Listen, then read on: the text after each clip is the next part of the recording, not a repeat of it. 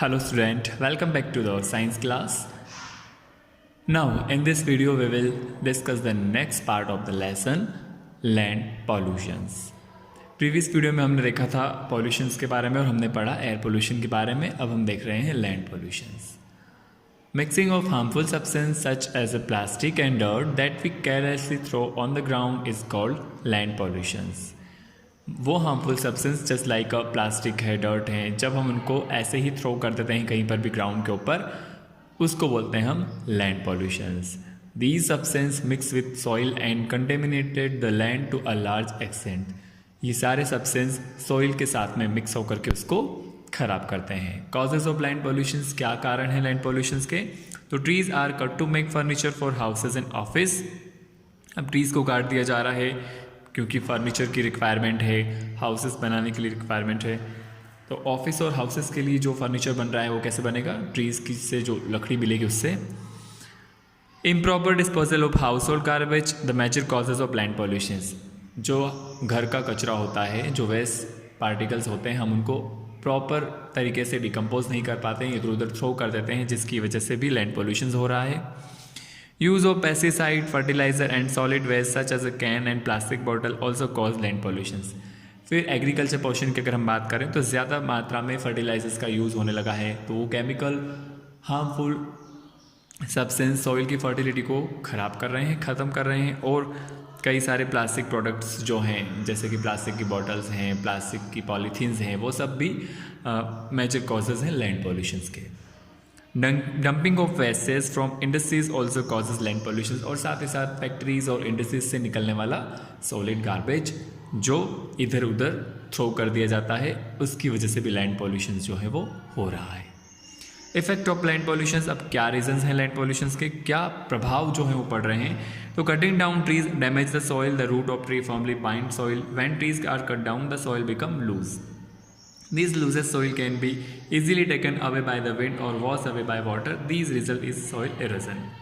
तो क्या होता है कि जब हम ट्रीज़ को काटते रहते हैं कंटिन्यूसली, तो वो जो सॉइल को डैमेज करता है, रूट्स जो हैं सॉइल को एक जगह पकड़ करके रखती है, और जैसे ही आप ट्रीज़ को काट दोगे तो फिर जो सॉइल है वो लूज़ हो जाएगी, और लूज़ सॉइल जो है वो क्या करती है, हवा के थ्रू उड़ करके कहीं और चली जाती है. इस प्रकार जो सॉइल है उसका एरोजन हो रहा है, मतलब उसकी कटाई होती जा रही है. Polluted soil is dangerous for plant because it is poisons. Animal that feed on plant growing in polluted soil often fall ill. फिर जो पॉल्यूटेड सॉइल है जिसके अंदर हार्मफुल सब्सटेंस मिल चुके हैं थ्रू फर्टिलाइजर्स, केमिकल सब्सटेंस, तो उससे क्या होता है कि सॉइल जो है वो पॉल्यूटेड हो रही है और वो प्लांट्स और एनिमल के लिए पॉइजनस है. क्या होता है, प्लांट जो है वो ख़राब हो जाते हैं, और उन प्लांट को ईट करने के बाद एनिमल जो है वो भी बीमार पड़ जाते हैं. Even human can fall ill by consuming fruits और vegetable of plant that grow in polluted soil.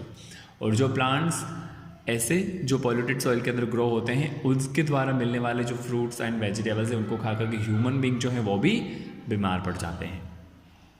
Turn the page. Next है water pollutions. The discharge of household, agriculture and industrial waste into water is called water pollution. अब water के अंदर जैसे घर से निकला हुआ वेस्ट पानी है, एग्रीकल्चर का वेस्ट पानी है, या इंडस्ट्रीज़ और फैक्ट्रीज से निकलने वाला गंदा पानी जो है, हम उसको वाटर के अंदर ऐसे ही डिस्चार्ज कर देते हैं, उसको बोलते हैं वाटर पॉल्यूशंस. मतलब जो कंटेमिनेटेड पार्टिकल्स जब वाटर के अंदर मिक्स हो जाते हैं और वो वाटर को पॉल्यूटेड कर देता है, तो उसको बोलेंगे हम वाटर पॉल्यूशंस. अब कॉजेज ऑफ वाटर पॉल्यूशंस, क्या रीजंस है जिनकी वजह से वाटर पॉल्यूशन जो है वो होता है? तो dirty water from our houses drain flow through the pipes and enter river and oceans. This is one of the major source of water pollution. सबसे मेन रीज़न क्या है वाटर पॉल्यूशंस का? जो घर से निकलने वाला गंदा पानी है, जो पाइपों के थ्रू बाहर जाता है और बाद में आगे चल के रिवर्स और ओशियंस में जाके मिक्स हो जाता है, जो कि मेजर सोर्स है किसका? वाटर पॉल्यूशन का. The chemical waste produced in factories often drain into the river. This has made river unfit for drinking and irrigations.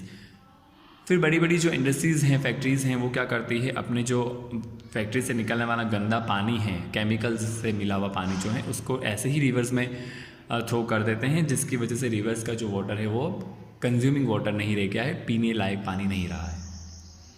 Throwing waste such as a plastic bag into river causes water pollution. फिर लोग जो solid garbage हैं, जैसे कि plastics की polythenes हैं, bags हैं, और जो एक्स्ट्रा कचरा जो है उसको ऐसे ही रिवर्स के अंदर थ्रो कर देते हैं, जो कि उस वाटर को पॉल्यूट कर देता है। Now see the effect of water pollution. अब क्या बुरे जो इफेक्ट आएंगे वाटर पॉल्यूशन से, तो people living primarily in rural areas have to rely on wells for their drinking water, as contaminated water is a storehouse of harmful microorganisms. Chances of people's contractions with disease such as diarrhea and typhoid due to the consumption of contaminated drinking water and very high. क्या होता है, जो लोग rural area में रह रहे होते हैं, जब वो कुओं से जब निकाल करके पानी पीते हैं और उस पानी के अंदर ऐसे हार्मफुल सब्सटेंस और ऐसे पार्टिकल्स मिल करके उसको पॉल्यूटेड कर देते हैं, तो उस वाटर को कंज्यूम करने के बाद में क्या होता है, वो लोग बीमार पड़ सकते हैं, उन्हें डायरिया एंड टाइफाइड जैसी गंभीर डिसीज़ जो है वो हो जाती है।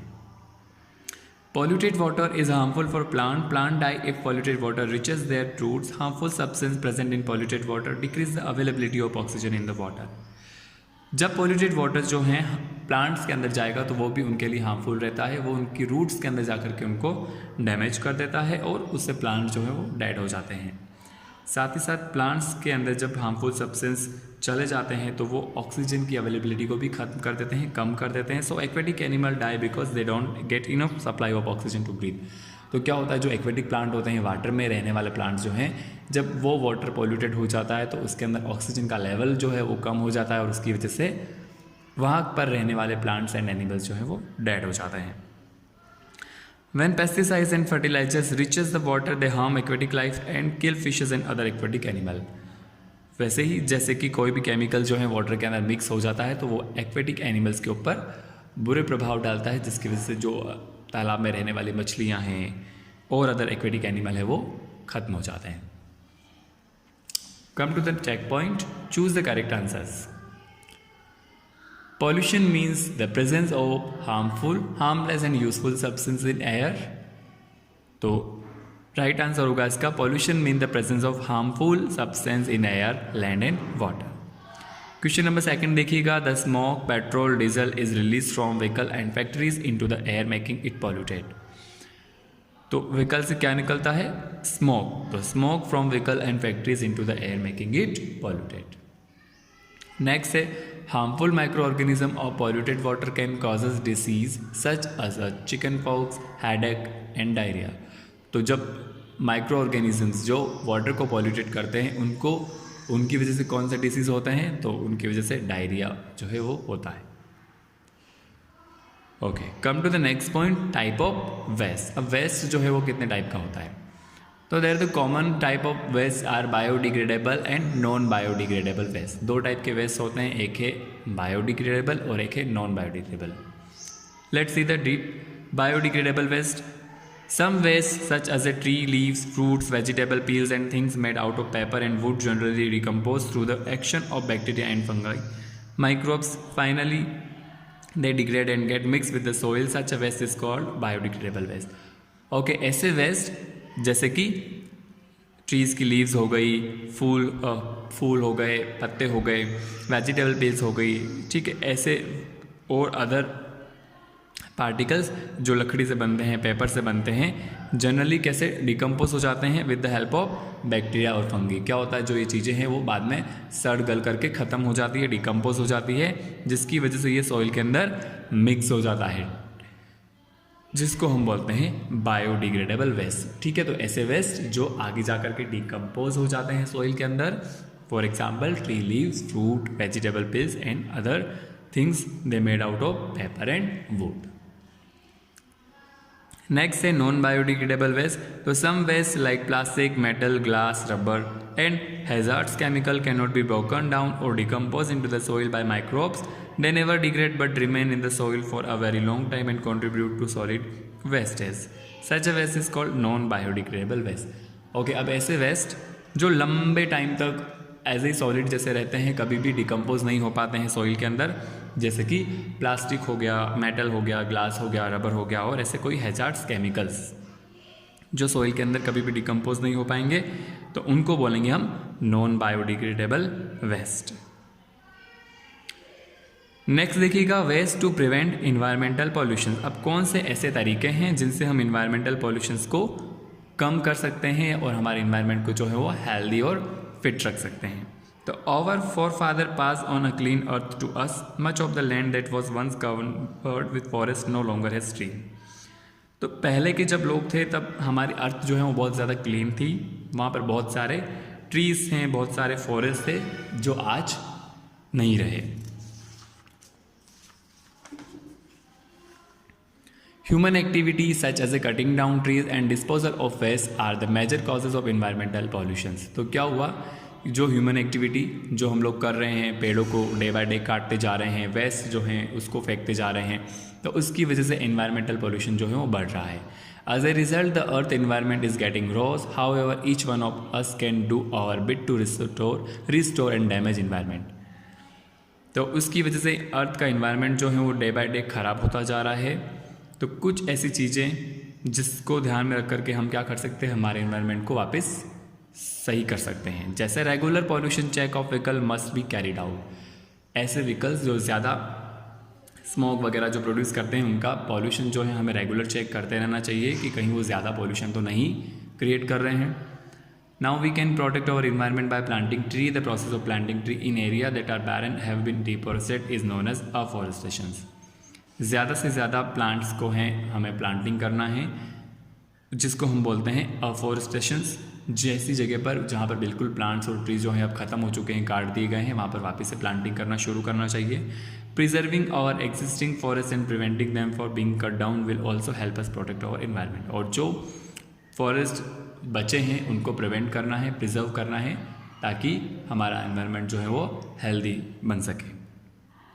We must avoid the use of plastic bag because they block drain and stop the passage of dirty water। क्या करना है, प्लास्टिक बैग का यूज़ बिल्कुल नहीं करना है, क्योंकि प्लास्टिक बैग्स वो क्या करते हैं, ड्रेन्स को ब्लॉक करते हैं और उसके अंदर वाटर जो है फिर वो आगे की ओर सप्लाई नहीं हो पाता और उससे गंदगी जो है वो बढ़ती है, जस्ट बिकॉज प्लास्टिक जो है वो डिकम्पोज भी नहीं होता है।